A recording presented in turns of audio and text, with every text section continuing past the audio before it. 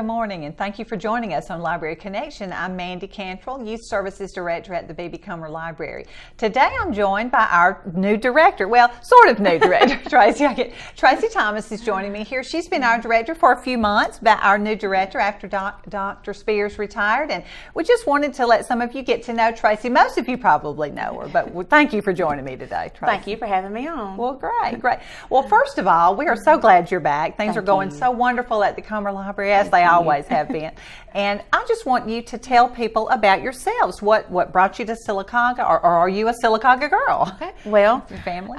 My family moved to Sylacauga when I was in the 4th grade. I went to B.B. Comer High School. I graduated there in 1990, so I do consider Sylacauga home. Yes. We moved here from Bessemer, and all my family still lives in Bessemer, but Sylacauga's home for us. Good. You know, you have your high school friends, and I said to somebody the other day, I said, I love the fact that my son's teachers are people that I went to school with. Yes, similar thing. I know exactly what you mean. So they can make some allowances for him because they know he's his mother's child. So there's a lot to be said about, you know, living and working in your hometown. And I'm so glad to be a part of Sylacauga community life. And I married Greg Thomas. He's from Winterboro. So I married somebody local, and just my mom is here, my sister, my brother, all my family lives here. Wonderful. So, and I'm married to Greg. I have one son, Taylor, and then I have another son, Jackson, who is, you know, part of our story. And but it's really nice to kind of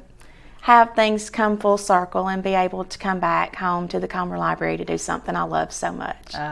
Well, you said come back, and I know I've been at the library a little over 7 years, and we did not work together before, but I knew you just from bringing my children to the library and just loved you. So you worked at the Comer Library before now. Tell us about coming to the library. Well, that's kind of a funny story because if you've ever heard I call it my library testimony. If you've ever heard that before, you know that I came to the library in 1993, and I was a 21-year-old college dropout. I'd gone to Auburn for a couple of years, and one of the things that we always loved about Sylacauga was the Comer Library. And my mom, when we moved here when I was in the 4th grade, my mom didn't have, you know, a network of friends or anything here, and so she always took us to the library. That was always our place to go. So I was in there one day. We always knew those people, the ladies that worked there, and one of the ladies said, hey, you know, why don't you consider maybe applying for our children's librarian's job? And I thought, I don't know if I want to work with kids, you know. I said, well, you know, I really don't have anything else going on, so I might just apply for it. And it was one of those kind of things where it was divine intervention, is what I say now.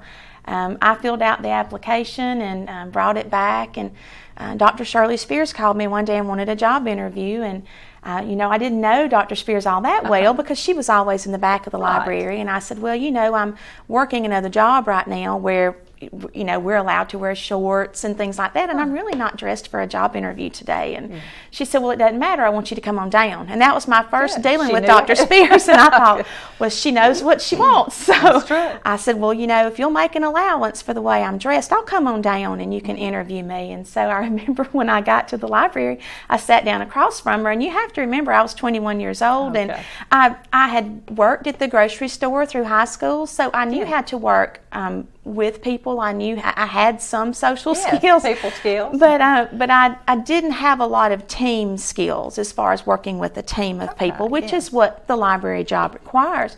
And I just remember I sat down from Dr. Spears, and she looked at me, and the first thing she said was, well, she said, if you come to work here, what you've got on is very inappropriate to wear. And I just remember thinking, well, I don't know, she's very blunt.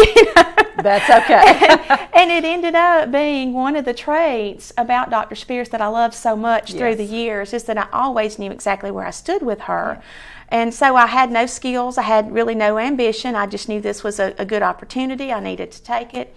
And boy, she really put some time and some effort into working with me and teaching me how to be a part of the library team.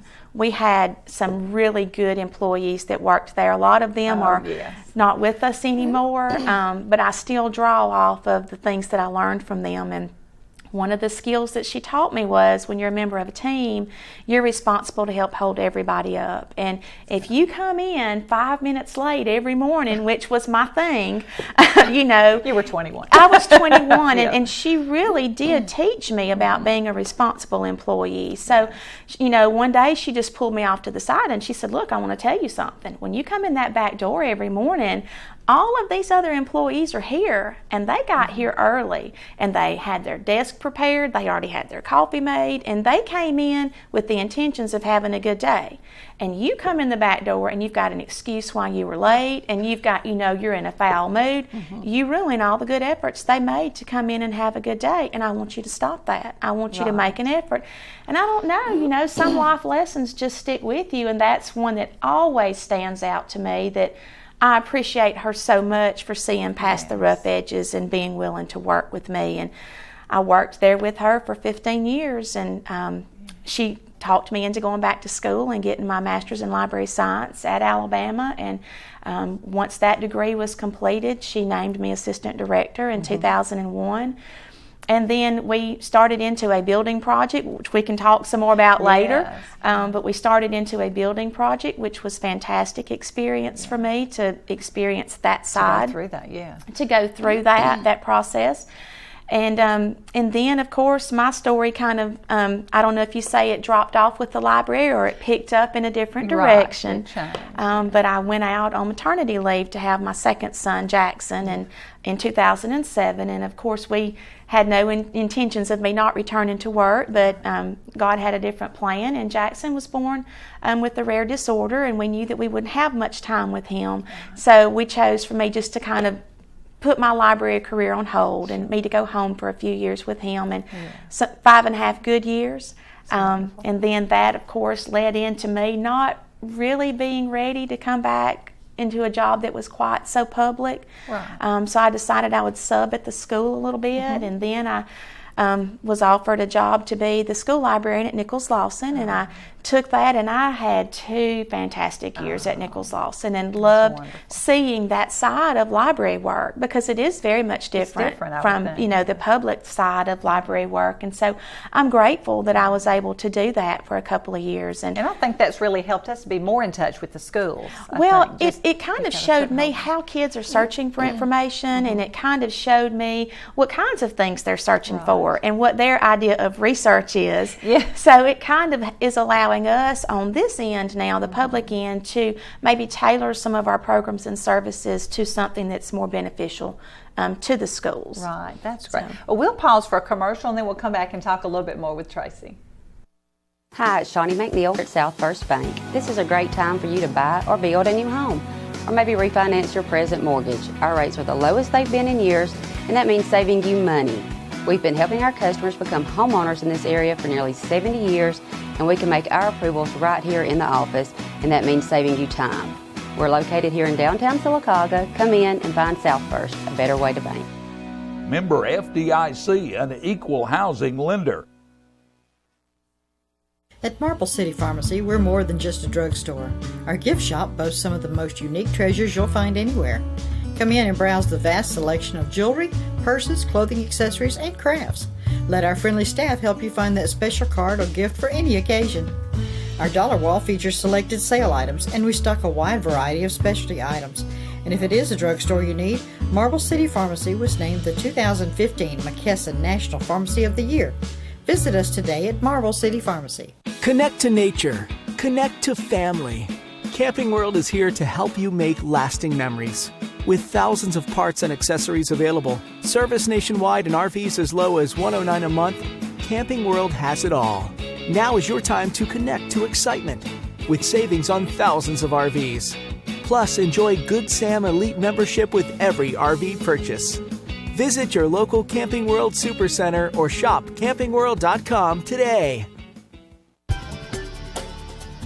The Allen Companies of Sylacauga, with 3 locations to serve you: Highway 511, Highway 280, and Main Avenue.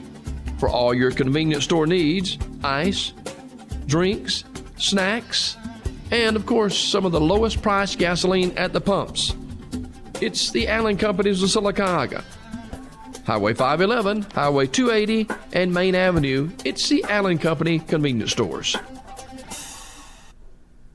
Hello and welcome back to Library Connection. I'm Mandy Cantrell. I'm talking with our library director, Tracey Thomas. We've been talking about you and coming to work at the library and in the schools and then coming back as our director. And we're so excited. And I've got to say, before we go on anymore, I know you said you came as a very young 21-year-old out of college dropout, I think is how you phrased it. But Dr. Spears must have seen something in you that she knew you had great potential. And she's all about bringing out the best in people. I know. She is. She's helped me. She's helped all of us. Yeah, she's mentored a lot of people, and I'm just forever grateful that she chose to invest a little time in me. That's right. Yeah, and we are too. We're glad. Thank you. Well, libraries have changed a lot. I know I worked in the library in high school, and that was a long time ago. We hand stamped cards and things like that, and we've come a long way, I know, just from where I've seen it at the library. Library service has changed a lot through the years. When I first came to work at the library in '93, I mean, of course, we were still hand stamping library cards, and we were still alphabetizing cards to the card catalog. And, you know, when somebody came in and asked a reference question, you didn't go to the computer and Google for the answer. You went to a reference book and you actually looked for the information. So library service has changed a lot. And the thing about library service is it's changed quickly. You know, we went from keeping, you know, all paper records to libraries ditching the paper records and going to all computerized services. So things have moved pretty quick in the library world. And one of the things that I've always been really proud of our library for was that we recognize that some of the things that come down the pipe sometimes are a little bit, you know, more like a fad.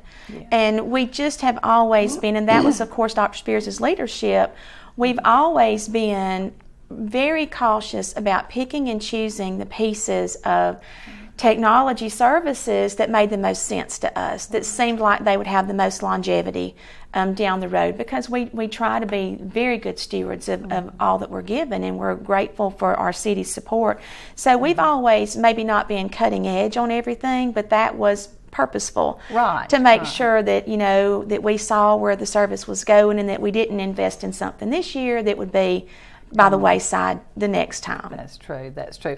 Well, how is trying to meet the needs of our patrons? How has that changed, or what are we doing to meet the needs of our patrons with technology and different things? Well, you know, when you come in new, you don't want to just change a lot of things, because change is scary, and it's scary for all of us. So what my intention is to just build on this wonderful foundation that Dr. Spears has been laying, because she worked on that foundation for 33 years and 3 months. And so I want to build on that wonderful foundation, because Comer Library is a shining example, not just in our community and our state, but nationwide, which was evidenced by our award in 2000, one of the top 4 in the nation, that we are picking and choosing wisely the pieces that make our library what it is.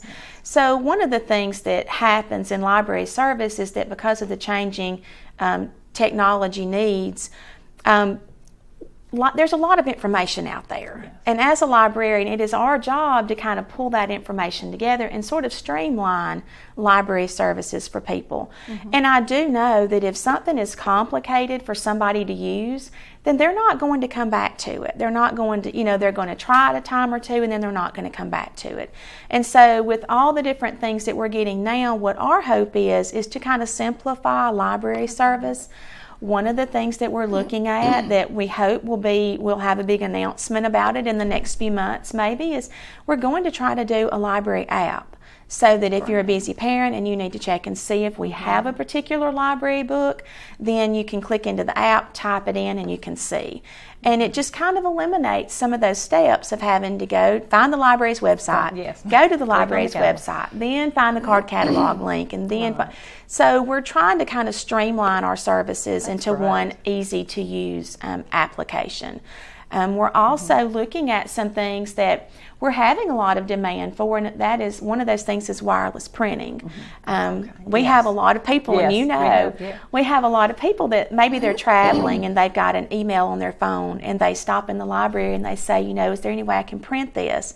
So right now we don't have a wireless printing service set up for somebody to send an email from their phone to the Right. printer. Yeah. And so what we're having to do in the meantime, we are able to help those people, but we're having to get them to send it to a different email Just takes address. another step. Yeah, it's another step for us to get it to an email where we can print it. Right. And you know what we find is, and people say, well, you know, just get people to log into their email on a computer there in the library and print it from there. But, and you know, when your accounts are all in your phone, you don't always remember those passwords. Right. So we're having a lot of people, and they do have trouble remembering how to get into their accounts. So they need to be able to function from their phones. Right. So those are two of the projects that we're looking at right now to kind of make library service a little easier for people. Right. So we have changed along with the times, I know. Yes, we have. Every once in a while I have people say, well, we have Google and ebooks. Is there really a need for libraries? And I just kind of shudder and think,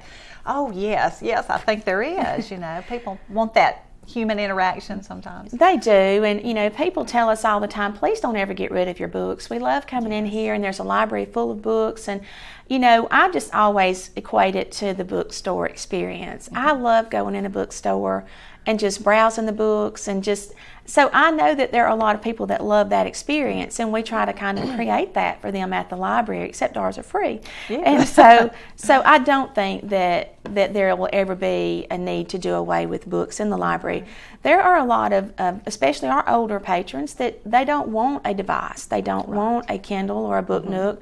They would rather flip pages, and I'm that way as well.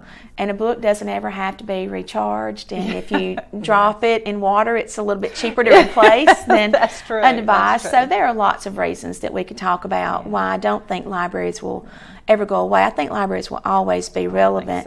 I think there's a place for all of it. I know in children's upstairs, children want a book, you know, they can touch the pages and look, but yet a lot of parents during the summer, I'm returning all of our books, we're going on vacation, we don't want a chance losing them, but tell me about your ebooks. Yes. Because the children want to read in the car, things like that. So there's a place for all of it. And that's where we're working really hard to try and find a good balance of those two things, because that's one of the things we've heard over and over is parents say, well, I really don't want them to lose the material, or I don't want to be responsible if somebody else tears it up, if they let somebody borrow it at school. Sure. So we are trying to have a healthy balance of ebooks, and we do have Capstone Interactives for young kids, which are, if you remember the old MM books that had the cassette tape you put in and ding, turn the page. Those are the same thing, basically, that they read themselves to the kids. And then we are having some ebook, we call them Anywhere ebooks, that you can actually just scan the QR code, take that with you, and at any point in your trip, you launch that QR code, it connects you to the book. So we are working hard to maintain that good balance of different formats. A lot of children really, I know I had one parent say, my son doesn't like to read, you know, and I hate that, but you know, and we're trying to find a book he likes to read. Well, if he could read on the computer, I thought that was pretty cool. Yeah. So, you know, yes, great, do it, go for it, everything on the computer. So there's a room for all of it, I think. There is. We're going to take another break for a commercial and then come back and talk a little bit more about some of our partnerships. Okay. Hi, it's Shawnee McNeil at South First Bank. This is a great time for you to buy or build a new home, or maybe refinance your present mortgage. Our rates are the lowest they've been in years, and that means saving you money. We've been helping our customers become homeowners in this area for nearly 70 years, and we can make our approvals right here in the office, and that means saving you time. We're located here in downtown Sylacauga. Come in and find South First, a better way to bank. Member FDIC, an equal housing lender. At Fort Williams Pharmacy, you won't find motor oil, garden hoses, or mountain climbing gear. No, they don't have that. What they do have is a professional, friendly staff that understands your needs. Filling prescriptions is their primary business, and they take it seriously. They also have a drive-through window for your convenience and free local delivery. Most of all, Fort Williams Pharmacy knows your time is valuable, so when it's time to fill your prescriptions, you need it done fast, friendly, and accurately. Fort Williams Pharmacy, our family, caring for your family. Connect to nature. Connect to family. Camping World is here to help you make lasting memories. With thousands of parts and accessories available, service nationwide, and RVs as low as $109 a month, Camping World has it all. Now is your time to connect to excitement with savings on thousands of RVs. Plus, enjoy Good Sam Elite membership with every RV purchase. Visit your local Camping World Supercenter or shop campingworld.com today. Coosa Valley Medical Center. one of the top 10 hospitals in Alabama, is also Sylacauga's largest employer. Services from the emergency room to surgery to cancer treatment to post-stroke care. You won't believe what's right in your backyard. It's Coosa Valley Medical Center in Sylacauga. So, if you're sick in Alabama, choose one of the top 10 hospitals in Alabama. That is Coosa Valley Medical Center. Hello, my name is Mandy Cantrell. I'm talking with our director, Tracey Thomas, who is new, not really new to the library, but sort of new in your position. In this role. Yes, your position as director. And we were talking on the break about what kind of role does the library play in our community?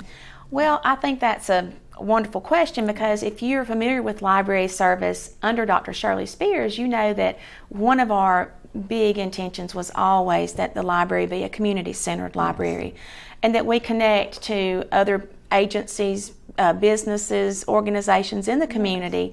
And the library is so much more than just resources, books, materials, e-books, computers. It's so much more than that. We do offer programs and services, a lot of programs and services that touch a lot of people in our community. Like, for example, if you look at our computer classes right now that we're teaching, we're teaching 90-year-old people how to use Facebook so that they can connect with their family and their friends. So the library wants to play a role as a community-centered library. We've always been that, and we certainly intend to continue building on that. We have so much more, as I said, than just books and computer resources. We have art collections, we have fantastic art collections, we have the marble sculpture collections, so we have lots of different things that draw people in.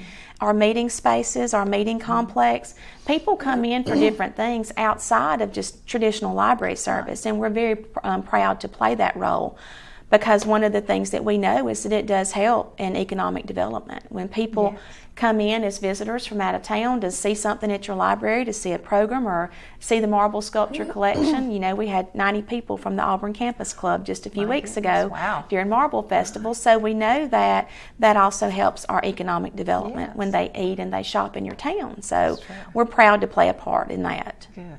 Well, and we don't do this alone. We have many partners, I know, one of them being TV 47. So.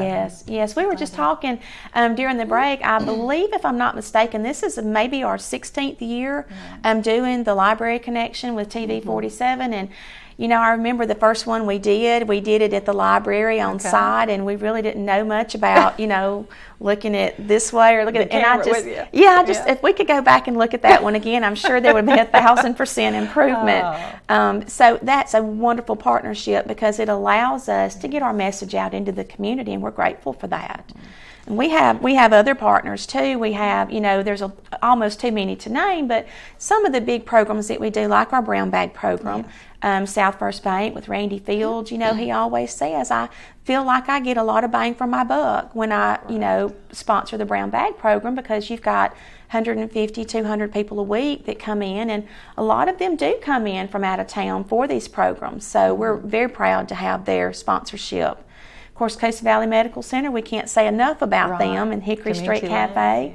They do community links at the library, and they help us with special functions. So they're just some partners they're just essential to your service. They add a quality to your service that you wouldn't have otherwise, and we're grateful. And I have to say, summer reading coming up, so many sponsors, so many people in the community that sponsor that, and we've had people asking us already, do you have a schedule? What are y'all going to do? We always love coming. So, for years. And that leads us to a partnership with the schools as well, because, we have to have the schools help with promoting different programs. They are wonderful. So we love working with the schools, and we do different programs with them, normally by way of maybe a grant that we write. We just finished administering an early literacy grant where we placed a couple of the stations actually in one of the schools, and in the Drew Court Head Start Center, the Moving Forward program there. So we're always so proud to have our schools for partnerships. Right. It's a lot of fun. We enjoy seeing the children. And with the school teachers who always promote our summer program so much, and are telling their kids, parents will come in, their teacher said to come in, and you have AR books, and so it's very nice to be a part AR of the is a huge program that we do with the schools. Now tell us a little bit about the Library Foundation and the board. I know you have those they help you, or you help them? It all works together. They help me tremendously. Like you said, none of this happens alone. The library has a tremendous backbone in our library board, and in our library foundation. Our library board, we have Amy Price, Lewis Robinson, John Ham, Jim Clark, Becky Hackett, and our city council liaison is Tiffany Nix, and we're so excited to have her because she has children that use the library. So she absolutely understands the value of using the library and having that resource. But our board members are so faithful, and of course, they don't get paid to do this, and they lend their expertise, they lend their support, their input, and that's a valuable service. You can't pay people to do the kind of things that they do for us. That's true. And of course, our board has had some wonderful people in the past. We had Harry Brown. We just have had Donna Dickey for 40 years, and we're grateful for those people that lent their service to the library to help get us where we are today. I can't imagine the hours that Donna and those people have spent in the library. We calculated Donna's hours, and if we calculated the hours with the average value that they put on a volunteer hour, it was well over $1 million worth of service that she's donated to the library. And still loves and promotes the library. And then, of course, our Library Foundation was started in 1991. Dr. Shirley Spears saw that, even with a really good budget and good support from the city, which we're grateful for, if you want the extras, then you have to work for it. And that's another thing that I've always loved about working for her was she said, you have to get out and work for it. You can't just sit back and wait on it to come to you. You get out and you work for it and advocate. And so, we write grants as often as we, get the opportunity. And the foundation funds different things that we don't have budget allotments for, like replacing furniture in our library that's 37 years old right now. So, we're in need of replacing that furniture. Computers wear out, technology changes, and we have to be proactive and raise the money to replace those things. And of course, the foundation was the driving force behind the construction project in 2002 and 2003. Through that, they were able to raise 2/3 of the construction amount.